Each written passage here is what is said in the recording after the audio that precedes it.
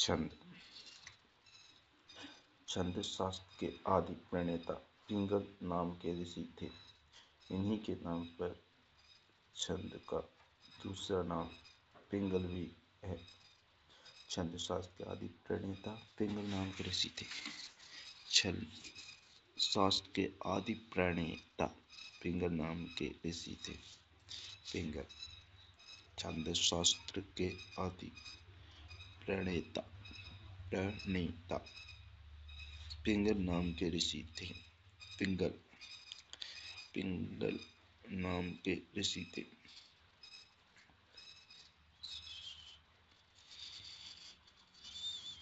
पिंगल इन्हीं के नाम पर छंद का दूसरा नाम पिंगल भी है।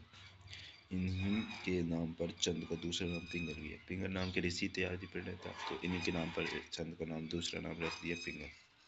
छंद का सर्वप्रथम उल्लेख ऋग्वेद में मिलता है। छंद का सर्वप्रथम उल्लेख ऋग्वेद में मिलता है। छंद का सर्वप्रथम उल्लेख ऋग्वेद में मिलता है। छंद का सर्वप्रथम उल्लेख ऋग्वेद में मिलता है। छंद शास्त्र को पद का व्याकरण भी कहा जाता है। छंद शास्त्र को पद का व्याकरण भी कहा जाता है। छंद की परिभाषा अक्षरों की संख्या एवं क्रम, मात्रा की गणना, यति, गति आदि से संबंधित विशिष्ट नियमों से नियोजित पद रचना को छंद कहते हैं। अक्षरों की संख्या एवं क्रम, मात्रा की गणना, अक्षरों की संख्या, क्रम, मात्रा की गणना, यति, गति आदि से संबंधित विशिष्ट नियमों से नियोजित पद रचना को छंद कहते हैं। छंद के अंग निम्नलिखित हैं। चरण, पद, पाद, वर्ण और मात्रा। छंद के अंग निम्नलिखित हैं। चरण, पद, पाद, वर्ण और मात्रा। चरण, पद, पाद, दूसरा वर्ण और मात्रा। संख्या और क्रम।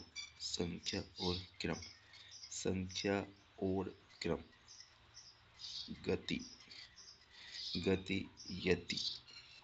चरण, पद, पाद, संख्या या क्रम, यति, गति,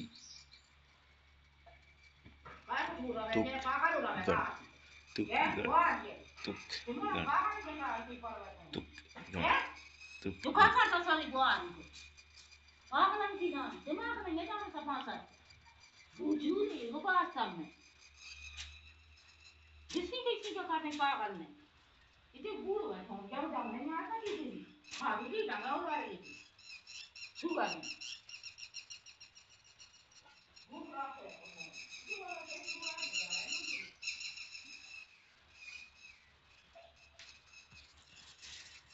चरण, पद, पाद, वर्ण और मात्रा। चरण, पद, पाद, वर्ण और मात्रा। संख्या और क्रम। चरण, पद, पाद, वर्ण और मात्रा। संख्या और क्रम, गति, यति, तुक, गण। चरण, पद, पाद, संख्या और मात्रा, वर्ण और क्रम, यति, गति, तुक, गण। चरण पद। छंद के प्राय 4 भाग होते हैं। इनमें से प्रत्येक भाग को चरण कहते हैं। छंद के प्राय 4 भाग होते हैं। इनमें से प्रत्येक भाग को चरण कहते हैं। छंद के प्राय 4 भाग होते हैं। इनमें से प्रत्येक भाग को चरण कहते हैं। इनमें से प्रत्येक भाग को चरण कहते हैं। छंद के प्राय 4 भाग होते हैं। इनमें से प्रत्येक भाग को चरण कहते हैं।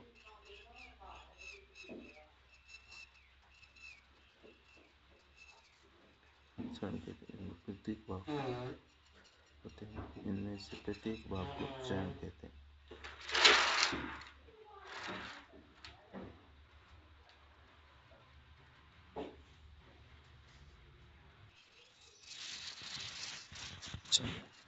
चरण पद छंद के प्राय 4 भाग होते हैं। इनमें से प्रत्येक भाग को चरण कहते हैं। छंद के प्राय 4 भाग होते हैं। इनमें से प्रत्येक भाग को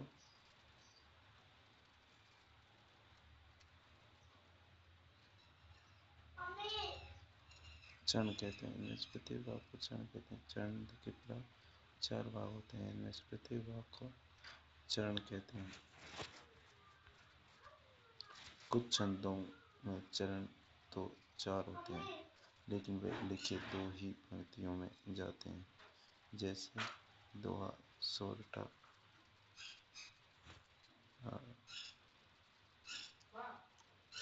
आदि में कुछ पद 6 पंक्तियों में लिखे जाते हैं।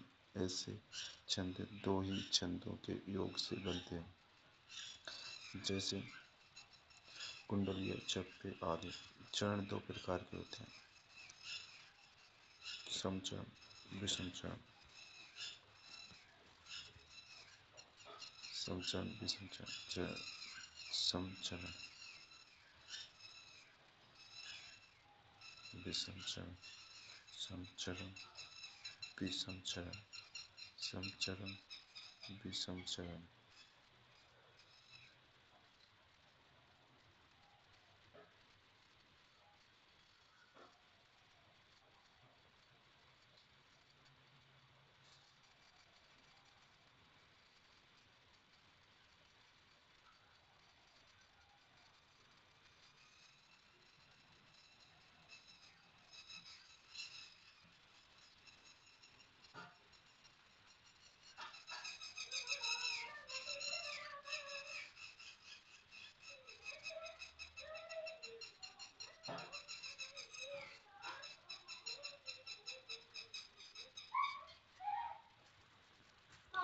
समचरण, विषम चरण।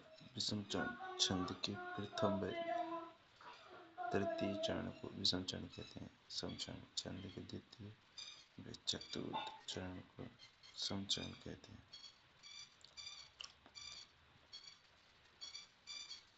वर्ण और मात्रा। पूर्ण व्यंजन स्वर के साथ को वर्ण तथा स्वर की मात्रा को ही छंद की मात्रा कहते हैं। पूर्ण व्यंजन स्वर के साथ वर्ण तथा स्वर की मात्रा को ही छंद की मात्रा कहते हैं। छंद की मात्रा कहते हैं। ह्रस्व स्वर की मात्रा को लघु मात्रा तथा दीर्घ स्वर की मात्रा को गुरु मात्रा कहा जाता है। लघु मात्रा। लघु मात्रा के लिए प्रयुक्त चिन्ह एक पाई रेखा होती है।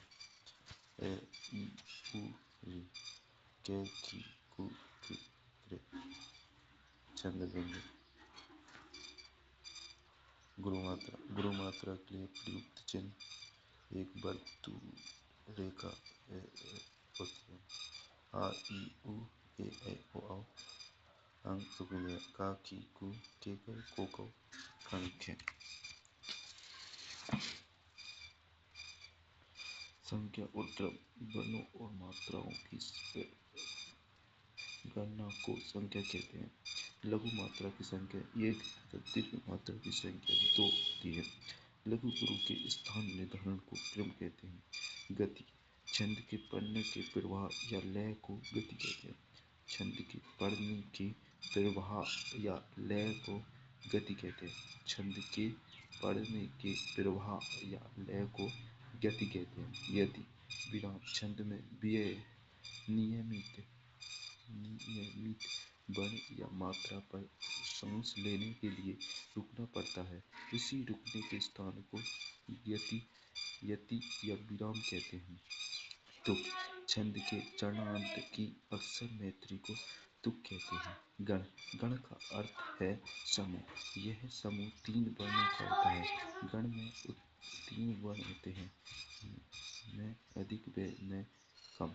लघु गुरु के नियमित क्रम में 3 गणों के समूह को गण कहा जाता है। गणों की संख्या 8 है: मगण, भगण, तगण, रगण, जगण, भगण, नगण, सगण।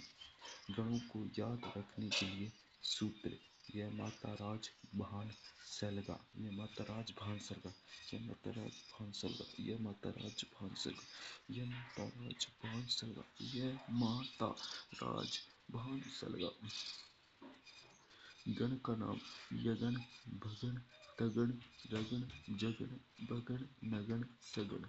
उदाहरण यह माता राज भान सलगा, माता राज भान सलगा, रगन राज, जगन जमान, भगन मानस, नगन नसल, सगन सलग। प्रकृति के अनुसार छंद के 3 प्रकार होते हैं: मात्रिक, वर्णिक, मुक्तक। मात्रिक छंद, वर्णिक छंद, मुक्तक छंद।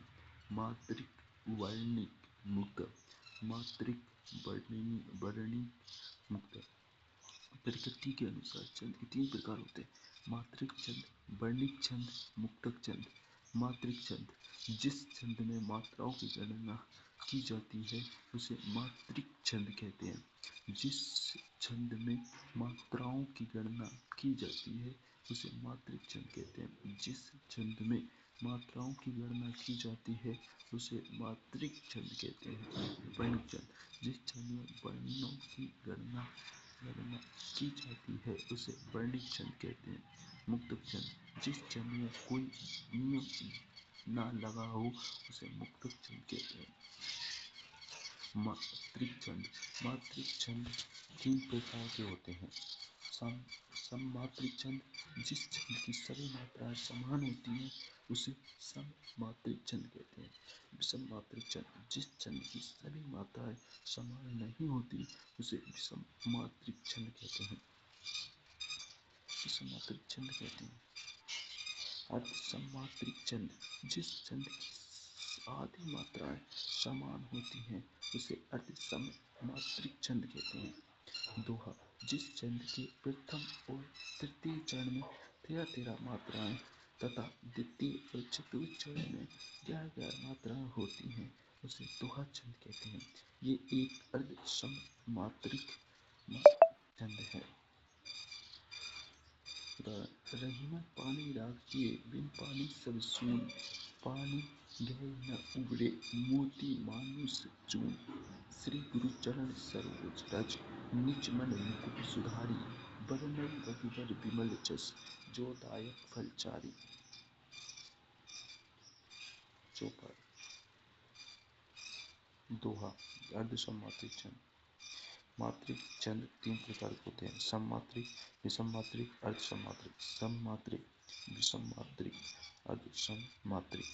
सममात्रिक छंद, जिस छंद की सभी मात्राएं समान होती हैं उसे सममात्रिक छंद कहते हैं। विषममात्रिक, जिस छंद के सभी मात्राएं समान नहीं होती उसे विषममात्रिक छंद कहते हैं। सममात्रिक, जिस छंद की सभी मात्राएं समान होती हैं उसे सममात्रिक छंद कहते हैं।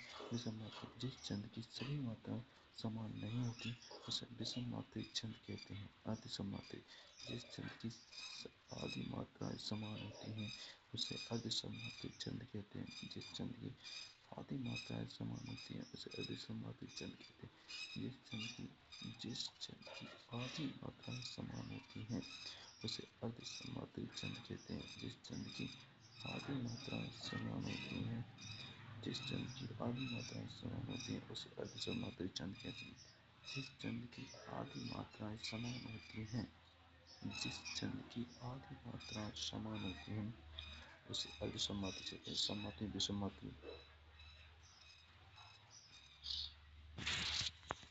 सममात्रिक, जिस छंद की सभी मात्राएं समान होती हैं उसे सममात्रिक छंद कहते हैं। विषममात्रिक, जिस छंद की सभी मात्राएं समान नहीं होती उसे विषममात्रिक छंद कहते हैं। अर्धसममात्रिक छंद, छंद की आधी मात्राएं समान होती हैं उसे अर्धसममात्रिक छंद कहते हैं। जिस छंद की आधी मात्राएं समान होती हैं उसे अर्धसममात्रिक छंद कहते हैं।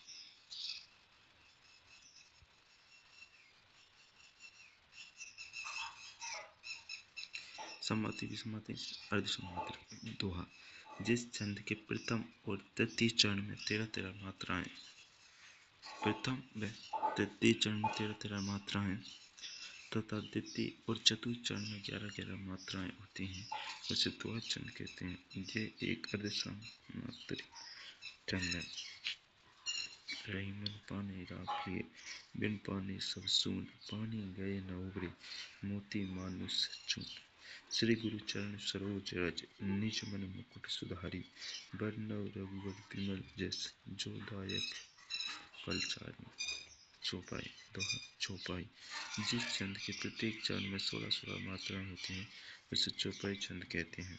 इसके अंत में जगन और टगन नहीं होता। ये एक सममात्रिक छंद है। दोहा चौपाई।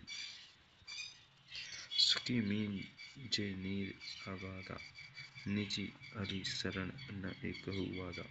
मीन बिलग जल से जब होती, तड़त तड़त निज जीवन खोती। सोल। इस छंद के प्रथम एवं तृतीय चरण में 11-11 एवं द्वितीय एवं चतुर्थ चरण में इस छंद के प्रथम एवं तृतीय चरण में 11-11 16 में और एवं द्वितीय एवं चतुर्थ चरण में 13-13 मात्राएं होती हैं। ये अर्धसमांतरिक छंद है। ये दोहे का उल्टा होता है। इसके सम चरणों में जगन नहीं होता। उदाहरण, इस भव सागर बीच जीवन बुलबुला, क्षणिक करुणा कर तू नीच, मोनो वृत संत शंकर रोला। इस छंद के प्रत्येक पंक्ति में 24 मात्राएं होती हैं। रोला की प्रत्येक पंक्ति में 24 मात्राएं होती हैं। छंद छंद छंद छंद छंद छंद छंद छंद छंद। रोला। इस छंद की प्रत्येक पंक्ति में 24 मात्राएं होती हैं। रोला की प्रत्येक पंक्ति में 24 मात्राएं होती हैं। इस छंद की प्रत्येक पंक्ति में 24 मात्राएं होती हैं। तो 11 और 13 पर यति विलोम होता है।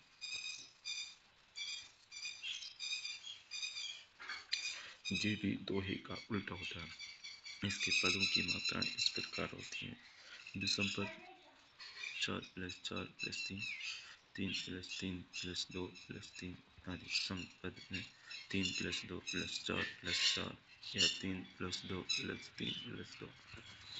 उदाहरण, बाहर आया माल, सेठ ने जोता चौपा, बंद जेल में हुए दवाई मीठा मोटा पान।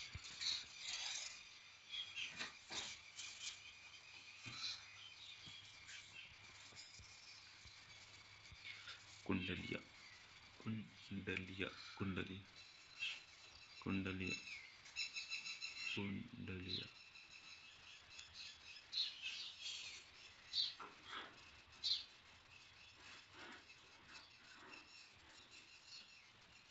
कुंडलिया। ये छंद एक दोहा और एक रोला से मिलकर बना है। एक दोहा एक रोला। यह छंद एक दोहा और एक रोला से मिलकर बनता है। दोहे का प्रथम शब्द इस छंद का अंतिम शब्द होता है। इसकी दूसरी पंक्ति का अंतिम चरण तीसरी पंक्ति का प्रथम चरण होता है। इसमें 6 पंक्तियां होती हैं। ये एक विषमात्मक छंद है। रत्नाकर सबके लिए होता एक समूह, बुद्धिमान मोती चुने, सीप चुने नादान। सीप चुने नादान, अच्छा गूंगे पर मरता, जिसकी जैसी चाह इकट्ठा जैसा करता। ठकुरेला कवि से सभी कुछ इच्छित पाकर, हे मनुष्य के वेद एक है रत्नाकर। हरि गीतिका। ये एक सममात्रिक छंद है। इसके प्रत्येक चरण में 28 मात्राएं होती हैं। अंत में एक लघु पूर्व होता है।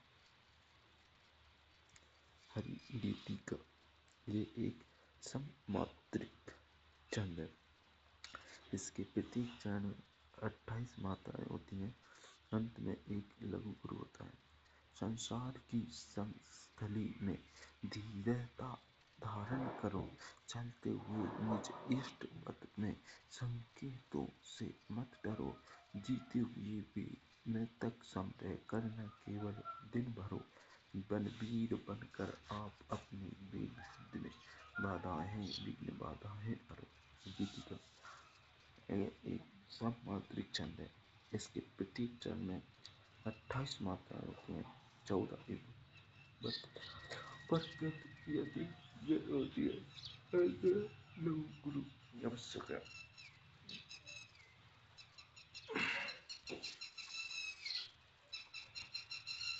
गीति का मातृभू है, अन्य से तुलना नहीं, चंद पाठो भैरव भैरवे भैरवे भैरवे।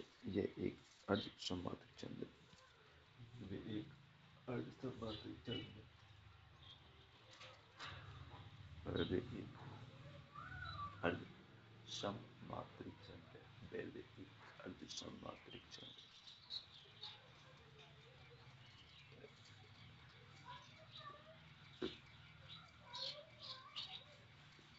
इसके विषम चरणों में 12 और सम चरणों में 7 मात्राएं हैं। इसके विषम चरणों में 12 और 7 चरणों में 7 मात्राएं तय हैं। इसके विषम चरणों में 12 और सम चरणों में यति होती है। सम चरणों के अंत में जगन या तगन होने से भैरवे की मिठास बढ़ जाती है। उदाहरण: वाम अंग शिव शोभित है, शिवा उधार शरद ने जारिद ने जन तड़ित बिहार। बीरचंद ये एक सममात्रिक छंद है। वीरचंद एक सममात्रिक छंद है। वीरचंद एक सममात्रिक छंद है। वीरचंद एक सममात्रिक छंद है।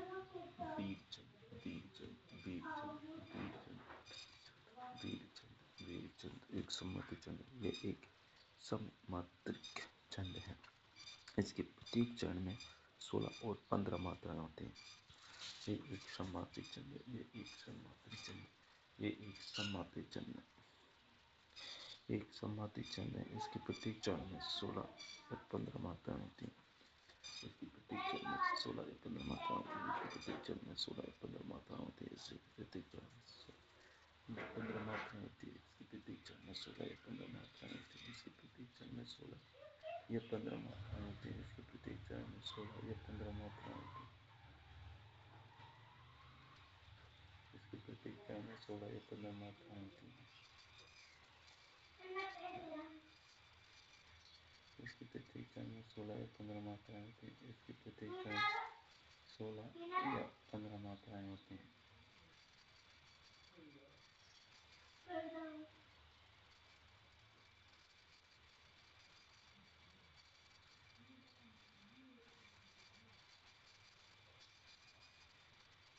इसके प्रत्येक चरण में 16 या 15 मात्राएं होती हैं।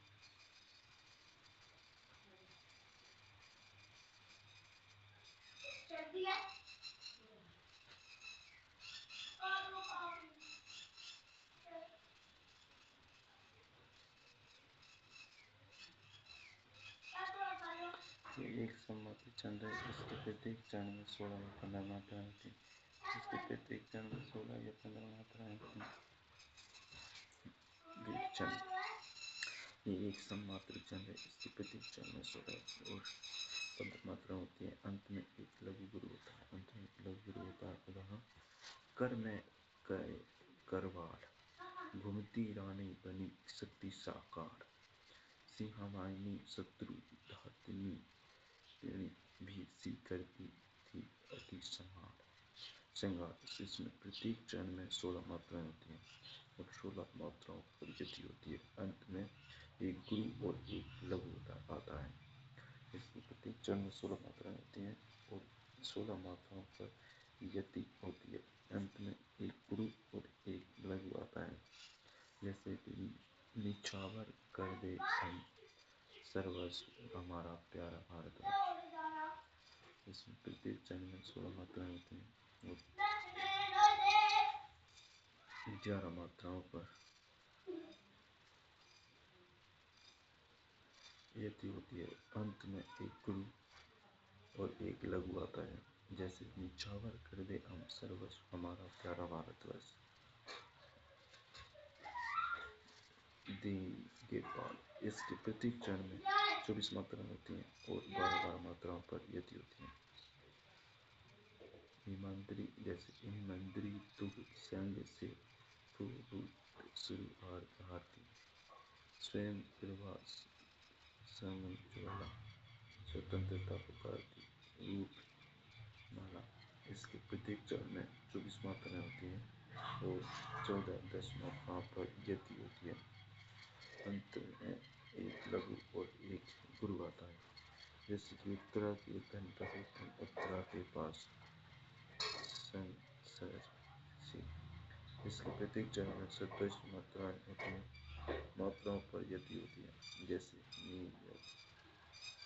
बारागण कर देते जल में सार।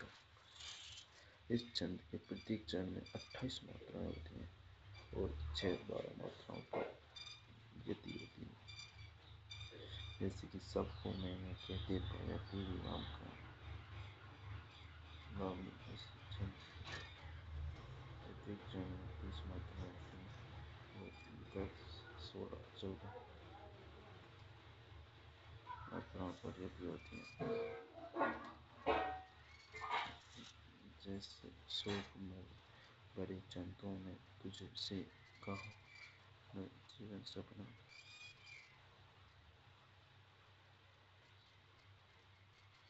ला इसके प्रथम और तृतीय चरण 15 मात्राएं होती हैं तथा द्वितीय और चतुर्थ चरण में 13 मात्राएं होती हैं,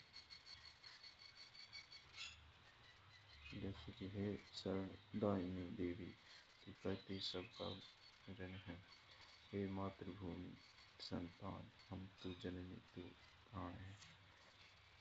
जप्पे छंद इस छंद में 6 पंक्तियां होती हैं।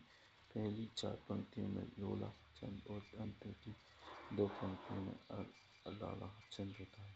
प्रथम चरण 4 पंक्तियों में 24 मात्राएं और बाद की 2 पंक्तियों में 26 या 28 मात्राएं होती हैं, जैसे कि व्यर्थ न कर अभिमान एक दिन मिट जाएगा, राजा हो या रंग न कोई बच पाएगा, आया खाली हाथ हाथ खाली जाएगा, तजा न जिसने लोग सड़े वे पछताएगा, करते सब ग्रंथ किसे है हिंसा लालच क्रोध का, भव सागर में तरेगा जब पद पकड़ेगा क्रोध का।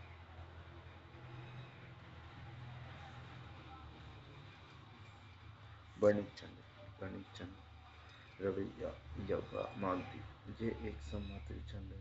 इसके प्रथम चरण प्रत्येक चरण में 22 अक्षरों से लेकर 26 अक्षर तक होते हैं। इसके चारों चरणों में तुक मिलता है। यह लघु कामरिया पर राज तिरुपुर को तनि डारो, आठहु सिद्धि नवा नवोन्नति को सुख, नंद की गाय चराए विसारो, कवित या धनाश्रित। इसमें भी प्रत्येक चरण में 31 वर्ण होते हैं। 16 एवं 15 वर्ण पर यति होती है। बनाश्री में वर्ण के क्रम का कोई बंधन नहीं होता। इंद्र जिमी जम पर बारह, सुअम्ब पर रावण, सलम पर रघुकुल राज है, पौन बारी आ पर शंभु रत्ना पर, जो सहस्त्रबाहु पर राम द्विज राज है। द्रुत विलंबित ये समवर्णिक छंद है। इसके प्रत्येक चरण में 12 वर्ण होते हैं। इसमें नगन गगन भगन रगन का क्रम होता है। उदाहरण जिसमें कुछ पुरुष हो यह सफलता वे पा सकता है इंद्र वज्र। ये एक समवर्णिक छंद है। इसके प्रत्येक चरण में 11 वर्ण होते हैं तथा प्रत्येक चरण में 2 तगन, 1 जगन और 2 गुरु होते हैं। होता इन्हें केवल धर्म पारा, प्यारा सत्कर्म ही जीवन का सहारा।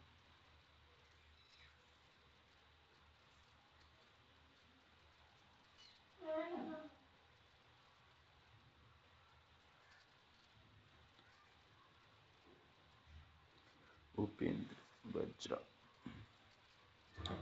यह एक संपर्णिक छंद है। इसके प्रत्येक चरण में 11 वर्ण होते हैं तथा गणों का क्रम नगण, तगण, जगण और दोगुरु होता है। बिना विचारे जब काम होता, कभी न अच्छा परिणाम होता। मानिनी। ये एक संवर्णिक छंद है। इसके प्रत्येक चरण में 15 वर्ण होते हैं। 7 और 8 के बाद मध्य यति होती है। पल पल जिसके में पंथ को देखती थी, निश्चित जिसके ही ध्यान में थी, निविदा थी। मद्रा, मदा, प्रांता। यह एक संपर्णिक छंद है। इसके प्रत्येक चरण में 17 वर्ण होते हैं तथा प्रत्येक चरण में 2 वर्ण, नगण, 2 तगण और 2 गुरु होता है। कोई पद नव तरु का पीत जो हो रहा हो, तो प्यारे के त्रय युगल के सामने उसे संभल रखना और उन्हें भी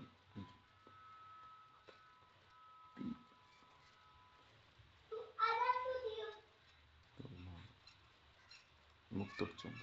मुक्तक छंद ये छंद न वर्णिक है और ना ही मात्रिक, क्योंकि इसमें मात्रा या वर्ण का कोई बंधन नहीं है। यह छंद के बंधन से मुक्त होने के कारण मुक्तक छंद कहलाता है। आजकल मुक्तक छंद की ज्यादा चलन में है। उदाहरण, शाम। तुम सब में तो उड़े नहीं, नगर में बसना भी तुम्हें नहीं आया। एक बात पूछूं उत्तर दोगे, तब कैसे सीखा डसना, बिस कहाँ पाया। वर्णमाला। वर्णों के व्यवस्थित क्रम को वर्णमाला कहते हैं। ध्वनि, वर्ण, लिपि, चिन्ह आदि। स्वर। स्वतंत्र रूप से बोले जाने वाले ए, आ, ई, उ व्यंजन। स्वर की सहायता से बोले जाने वाले क, ख, ग व्यंजन। स्वर की मात्रा।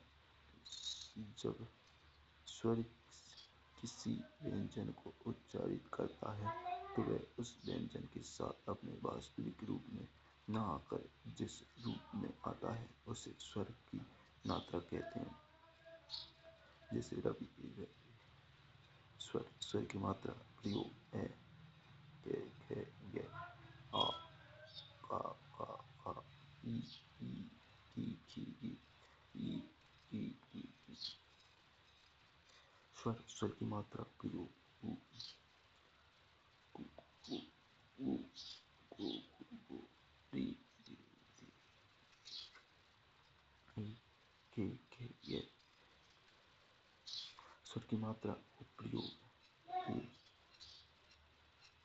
ओ, औ, अं, ए, ई, ऐ, का, की, को, ख।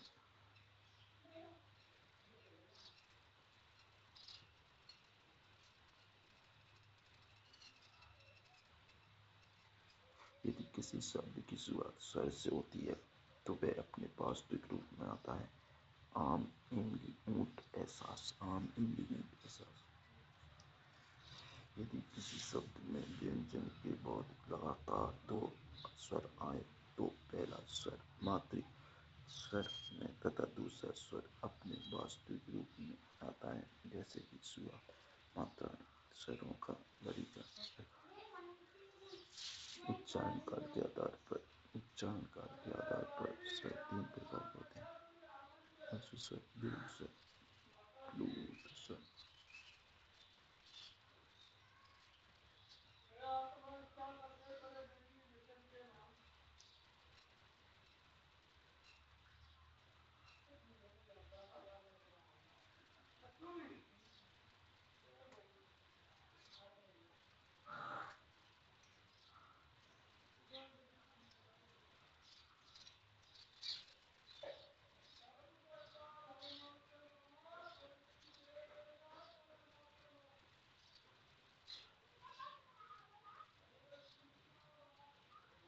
अस्व दीर्घ स्वर प्लुत स्वर। अस्व स्वर जिन स्वरों के उच्चारण में कम समय लगता है उन्हें अस्व स्वर कहते हैं।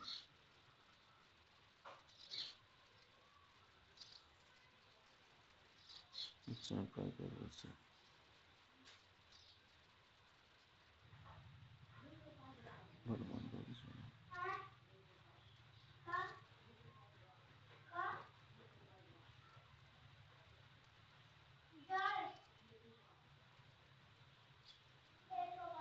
जिन स्वरों के उच्चारण में कम समय लगता है उन्हें अस्व स्वर कहते हैं। जिन स्वरों के उच्चारण में कम समय लगता है उन्हें अस्व स्वर कहते हैं। जिन स्वरों के उच्चारण में कम समय लगता है उन्हें अस्व स्वर कहते हैं। इन्हें लघु स्वर एवं मूल स्वर भी कहते हैं। ये चार होते हैं ए ई उ री, ए ई उ री, ए ई उ री। दीर्घ स्वर जिन स्वरों के उच्चारण में लघु स्वरों से दुगुना समय लगता है उन्हें दीर्घ स्वर कहते हैं। जिन स्वरों के उच्चारण में लघु स्वर से दुगुना समय लगता है उन्हें दीर्घ स्वर कहते हैं। आ ई उ ए ऐ ओ औ, आ ई उ, आ ई उ ए ऐ ओ औ। प्लुत स्वर प्लुत स्वर जिन स्वरों के उच्चारण में दीर्घ स्वरों से भी अधिक समय लगता है उन्हें प्लुत स्वर कहते हैं। किसी को पुकारने से इसका प्रयोग मिलता है, जैसे कि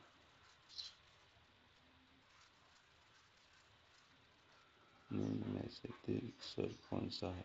आ दीर्घ स्वर ओ औ। संयुक्त स्वर निम्न में से दीर्घ स्वर कौन सा? उत्पत्ति के आधार पर स्वर दो प्रकार के होते हैं। मूल स्वर संधि दीर्घ मूल स्वर चार होते हैं ए ई उ ई। संधि स्वर जो स्वर मूल स्वर के आपस में जुड़ने से बनते हैं अथवा दो स्वरों के योग से बनते हैं उन्हें संधि स्वर या दीर्घ स्वर दीर्घ स्वर कहते हैं। संधि स्वर दो प्रकार के होते हैं, मूल दीर्घ स्वर एवं संयुक्त स्वर। मूल स्वर ए ई उ री, ए ई उ री। मूल स्वर संधि स्वर सजातीय स्वर आ ई उ, विजातीय स्वर ए ऐ ओ औ, सजातीय आ ई उ, विजातीय स्वर ए ऐ ओ औ। मूल स्वर आ ई उ और संयुक्त स्वर ए ऐ ओ औ। चाचा अपना गाँव में नहीं दे बिना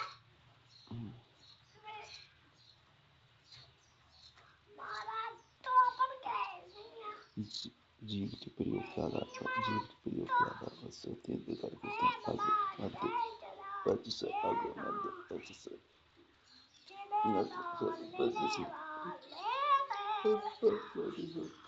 अग्र स्वर मध्य स्वर पश्च स्वर। अग्र मध्य पश्च मध्य पश्च। अग्र स्वर मध्य स्वर पश्च स्वर।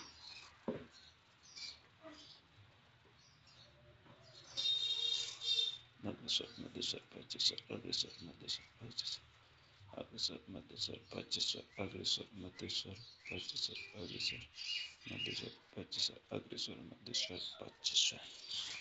अग्र स्वर मध्य स्वर पश्च स्वर। अग्र स्वर मध्य स्वर पश्च स्वर। अग्र मध्य पश्च।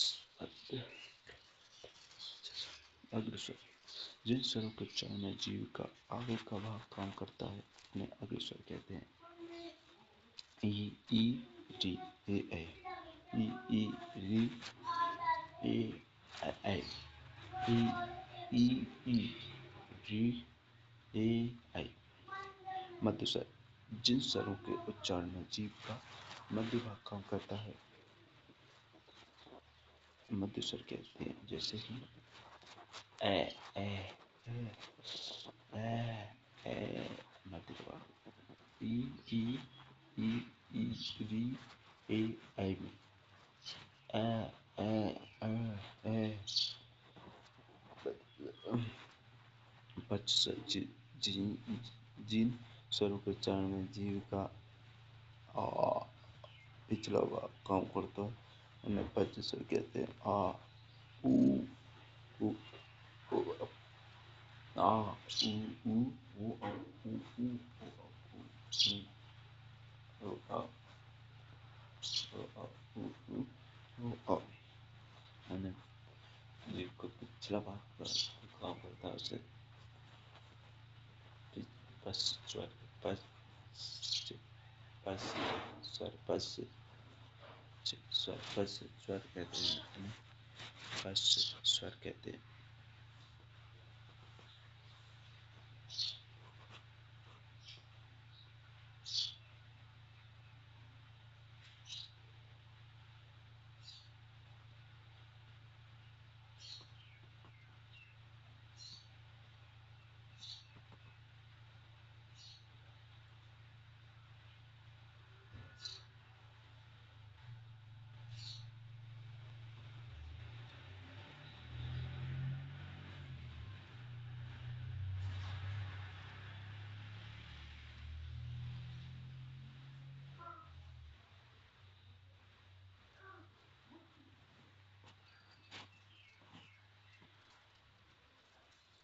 जिन स्वरों के उच्चारण में जीभ का पिछला भाग काम करता है उन्हें पश्च स्वर कहते हैं। ए आ उ ओ औ आ उ ओ औ। ओष्ठ ओंठ की स्थिति के आधार पर स्वर दो प्रकार के होते हैं। आवृतमुखी स्वर और व्रतमुखी स्वर।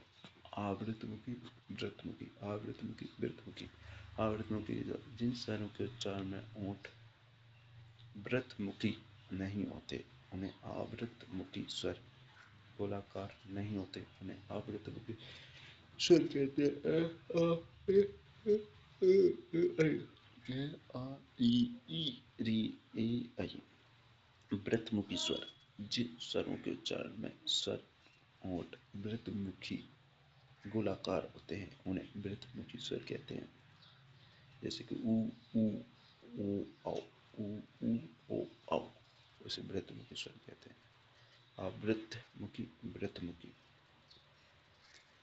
वर्ण उच्चारण ए आ कंठ से ए आ कंठ से ई तालु से ऊ ऊंटों से री मूर्धा से री मूर्धा से।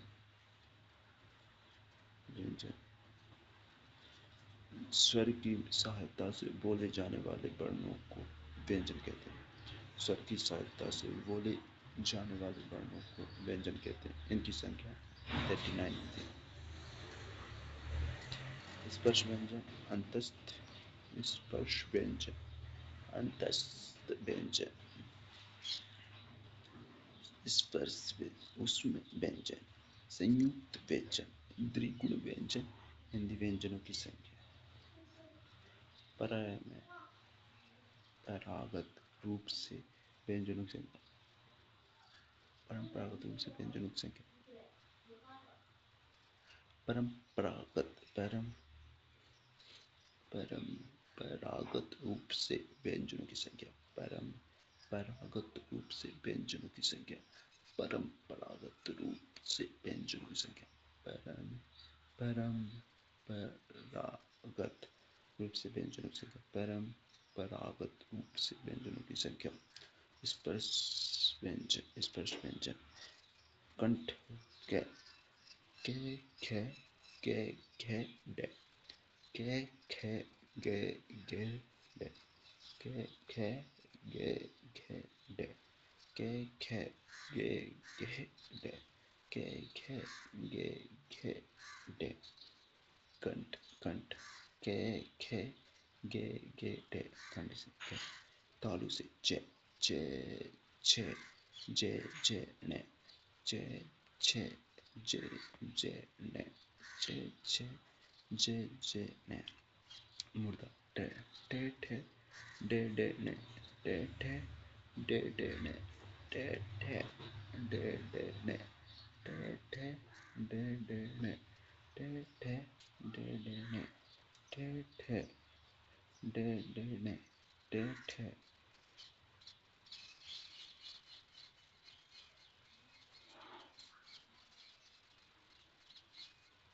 ठे ठे डे डे ने ठे ठे डे डे ने ते ते थे दे दे ने ते थे दे दे ने पे पे फे बे बे में पे फे बे बे में पे फे बे बे में पे फे बे बे में पे फे बे बे में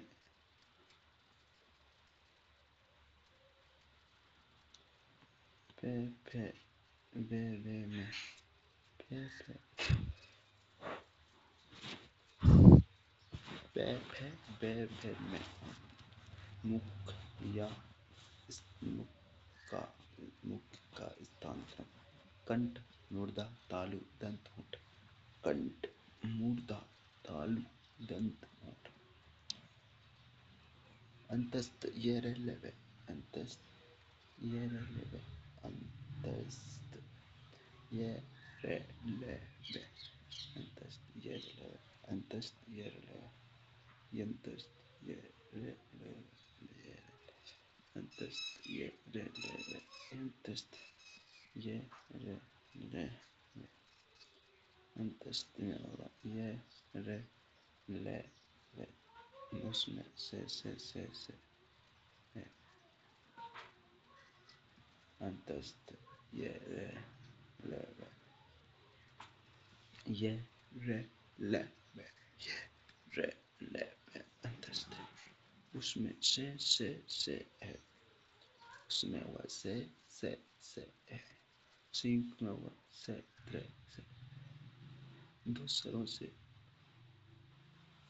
उत्पन्न द्विगुण उत्सिद्धि है मूर्धा स्वर स्पर्श वर्णों का वर्गीकरण वर्णों का वर्गीकरण घोषत्व के आधार पर घोष का अर्थ है स्वर यंत्र में ध्वनि का कंपन अघोष व्यंजन जिन व्यंजनों के उच्चारण में स्वर तंत्र में कंपन उत्पन्न न हो उन्हें अघोष व्यंजन कहते हैं जैसे कि अर्ध वर्ग का पहला दूसरा व्यंजन से सघोष व्यंजन सघोष दो व्यंजन जिन व्यंजनों के उच्चारण में स्वर तंत्र में कंपन उत्पन्न होता है उन्हें सघोष व्यंजन कहते हैं ये घोष व्यंजन की भी कहलाते हैं जैसे कि से का तीसरा चौथा पांचवा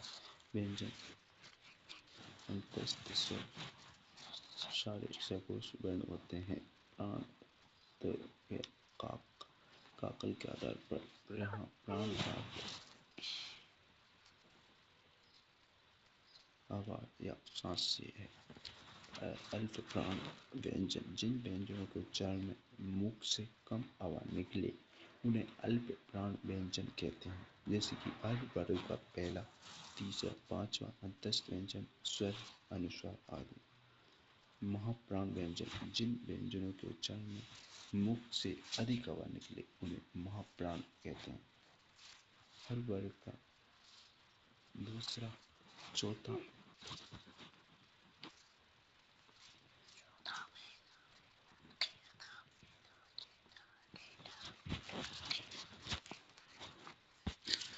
जिन व्यंजनों को उच्चारण में मुख से अधिक हवा निकली उन्हें महाप्राण कहते हैं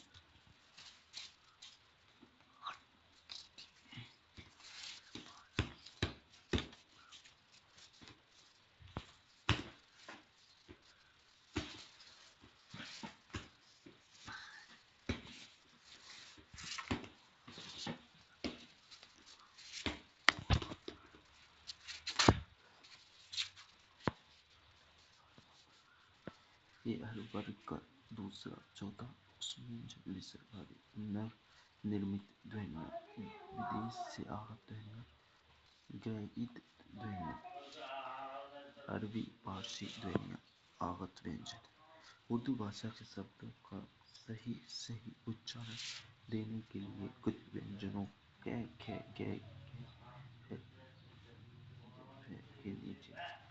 तल बिंदु या नुक्ता का प्रयोग किया जाता है उन्हें आगत व्यंजन कहते हैं, जैसे कि जिंदगी, किस्मत, गजल, ख्वाब, जरा आदि। जिंदगी, किस्मत, गजल, ख्वाब, जरा आदि। अंग्रेजी ध्वनि आगत स्वर। अंग्रेजी भाषा के कुछ शब्दों का सही उच्चारण देने के लिए देवनागरी में लिखते समय और अर्धचांद का प्रयोग होता है, जिसे आगत स्वर कहते हैं, जैसे कि कॉलेज, डॉक्टर, कॉफी, डॉग आदि। नव निर्मित ध्वनि आगत ध्वनि। विदेश ध्वनि क्रयित ध्वनि के जैसे आगत व्यंजन के गे नर। द्विज व्यंजन। जब किसी शब्द में किसी एक ही व्यंजन की आवृत्ति लगातार होती है वहाँ द्विज व्यंजन होता है, जैसे कि दिल्ली, यहाँ ल वर्ण की आवृत्ति हुई है। द्विज। चाचा कितने बजे आ रहा है? यहाँ च वर्ण की आवृत्ति हुई है। चाचा क्यों? कितने बजे है? जब किसी शब्द में किसी एक ही व्यंजन की होती है वहाँ द्विज व्यंजन होता है, जैसे कि दिल्ली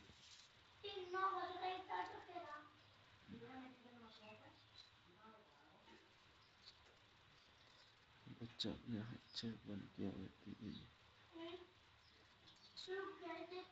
हाँ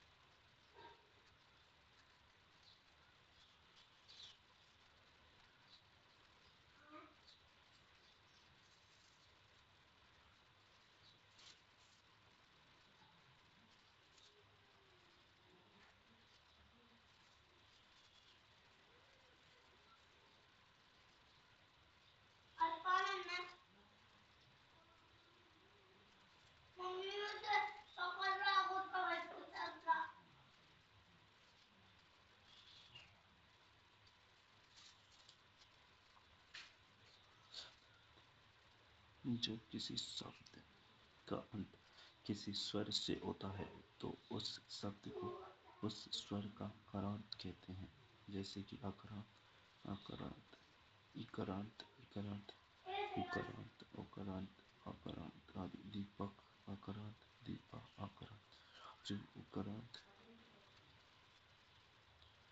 मूत्र, ऋणांत, ऋकारांत, लड़के आदि। बर्तन, बर्तन,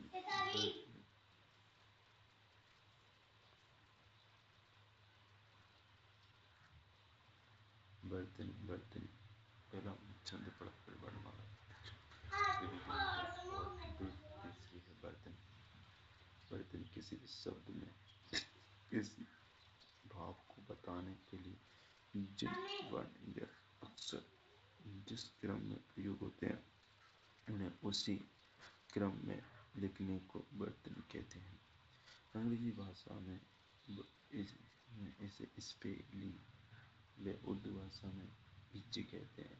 वर्तमान वर्तनी संबंधी कुछ विशेष जानकारी। लिखते समय सावधानी। ख वर्णों की लिखावट में सावधानी, जैसे कि ख सिरोरेखा, सिरोरेखा, सिरोरेखा, सिरोरेखा। कुछ वर्ण ऐसे होते हैं जिनमें ऊपर सिरोरेखा को तोड़ी जाती है, चाहे वो इस वर्ण शब्द के अर्थ मध्य में ही क्यों न आए, जैसे कि ध, ध, सिरोरेखा।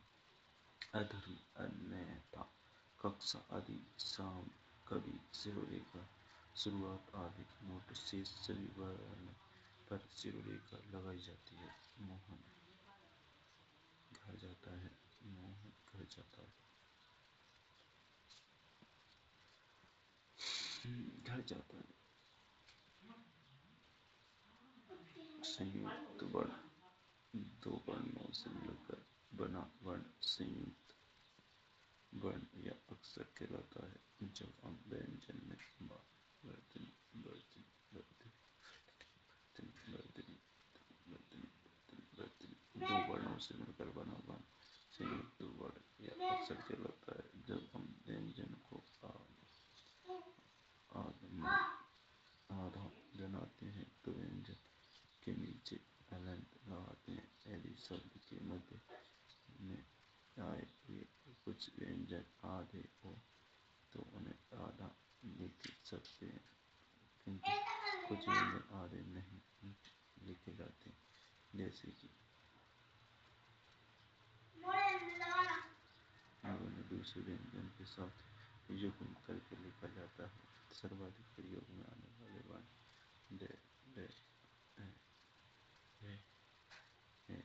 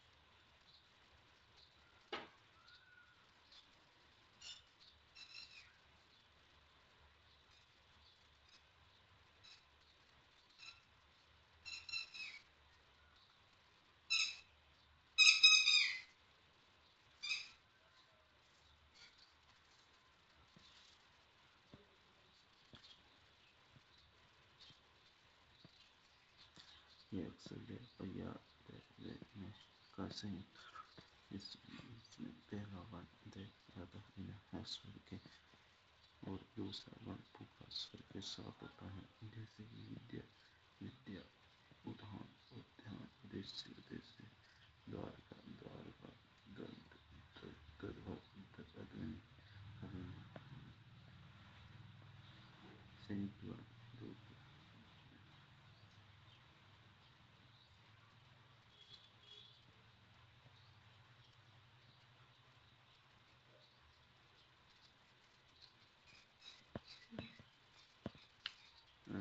अक्षर है, उदय में का संयुक्त रूप है। इनमें वर्ण आधा बिना स्वर के और दूसरा वर्ण पूरा स्वर के साथ होता है, जैसे कि है बेर,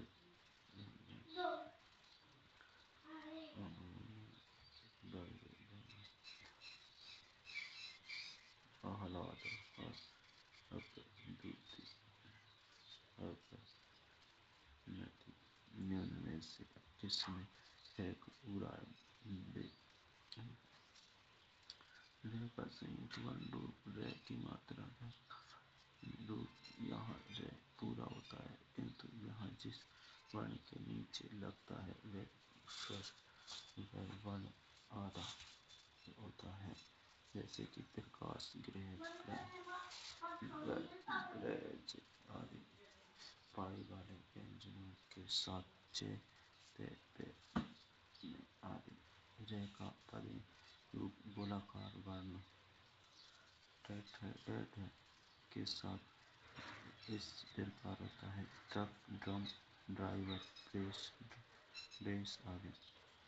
रे का रे रूप यहाँ रे आधा होता है, यह अपने पीछे वाले वर्ण पर जाकर जुड़ जाता है, जैसे कि बाण, कार्य, कार्मिक, धार्मिक, वर्षा, गर्मी आदि। रे का विषाद रूप गुरु, गुरु मात्रा का प्रयोग वर्ण के साथ नहीं होता। वर्ग, ट्रक, प्रभात, क्रम, आधा, पूरा, जिस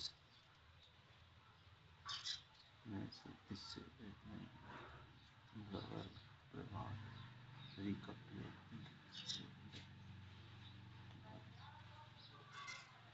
विराम चिन्ह, विराम चिन्ह, विराम चिन्ह, बर्तनी वाले